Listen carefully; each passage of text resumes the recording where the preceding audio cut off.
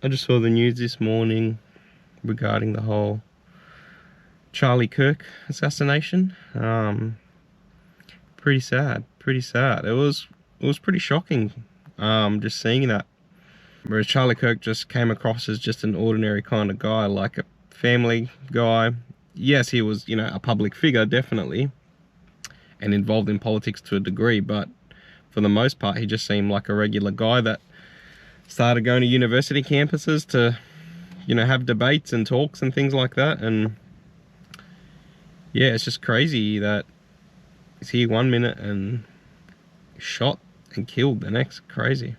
And I mean, like, regardless of your political persuasion, regardless whether you agree with his agenda, totally disagree with his agenda, or his point of views, I should call it,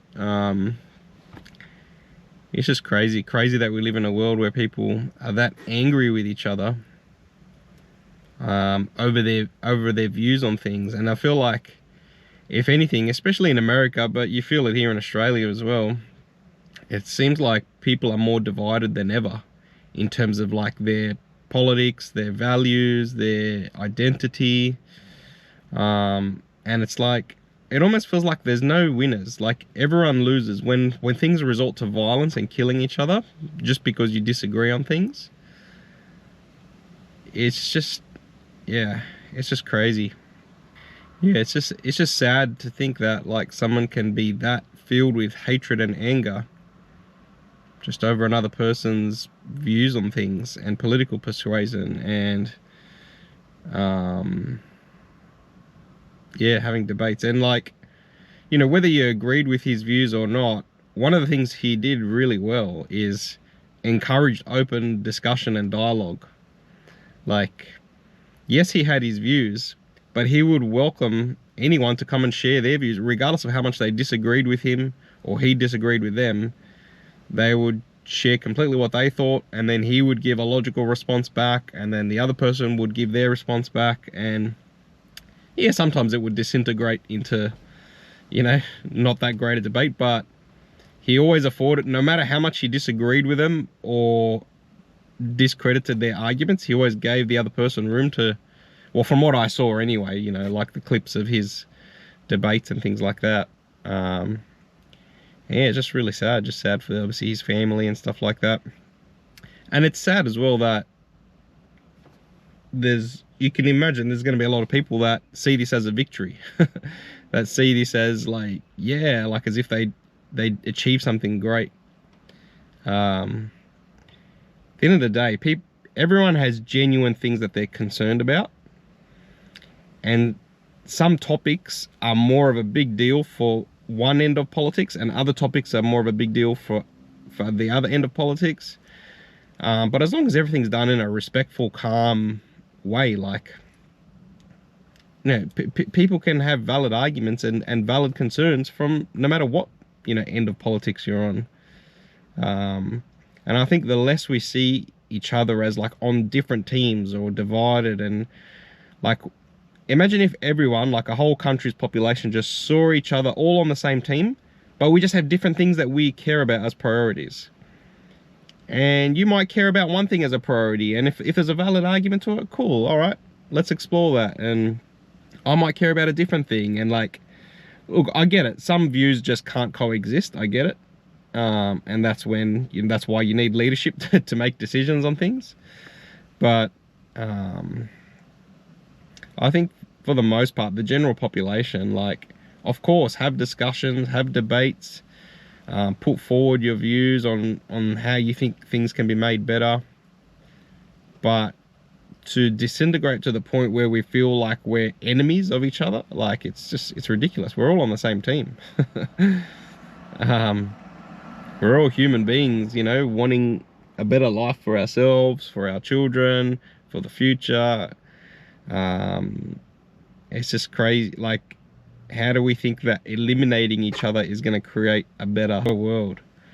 Just crazy. But look, I'm not ignorant of the fact as well that we live in a world that is not just influenced by human experience and human thinking You know, we live in a world where there are spiritual entities that play a part in what influences people, pressures people, convinces people. You know, and I know there will be a lot of people that don't believe that. They think that humans are just it. There's no other entities that exist that we can't see. But I'm convinced, based on my life experience and what I've seen in a lot of other people's lives as well, that it's not just us. And before we are quick to judge and quick to hate and quick to demonize people, you need to realize that it's people can succumb to these temptations, influences, evil thoughts, and they can be convinced it's their own. They can be convinced that it's them that feels this way, and I mean, technically it is, but there can be other entities, spiritual entities, that have voices that sound like your own thoughts, that if you believe them and allow them to influence you, will start to infiltrate your feelings and emotions as well, and your beliefs, to the point where you can do some crazy things that you never thought would be possible.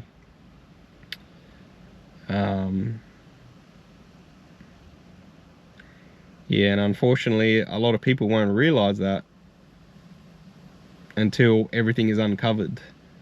Until, you know, the realities, or the seeming realities of this world that we live in, are peeled back and the veil is lifted, and people realize the spiritual realities of what is also going on in the world around us. That's when it'll be clear to see, wow, okay, it wasn't just us. There are other forces at play around us. But yeah, until then, I think, especially as Christians, as, you know, believers in Jesus, the best we can do is just stay in peace, stay in love. Jesus said, "The world will know you are my disciples by the love that you have for one another." And that doesn't mean you can't stand up for your rights and you know, stand up for what you believe is right. Of course, I'm not saying that. I'm not saying that you should just be passive, but you know, when people came against Jesus, he didn't seek to defend himself. You know, the martyrs as well. You know, you look at Stephen and what he went through when he was, you know, martyred, the first Christian martyr. There just seems to be this boldness, confidence, but they still stay in peace, in love. And, you know, just like Jesus said, "Father, forgive them," when they were crucifying him, Stephen said the same thing. You know, forgive them, the ones that were killing him. And it's just, you know, when you've been so consumed with the realities of heaven and God, I think that's what makes those perspectives possible. You know, people that have been martyred for their faith, yeah, just some of those stories, I think they were so overcome by the realities of heaven and the reality of God that they were able to still have love for the people that were killing them. Because they knew that, you know, this life is temporary on earth, whereas, you know, the spiritual life is eternal. And it's going to be a lot worse for people that don't find God in this life and that commit those sorts of atrocities. You know, you can understand why Jesus and people like Stephen the martyr were like, you know, forgive them. Anyway, I'll wrap this video up here. But yeah, sad day for America, and obviously for Charlie Kirk's family. But even in the midst of tragedy, God can turn it around for good. Nothing is wasted with God. Yeah, God bless all of you. See you on the next one.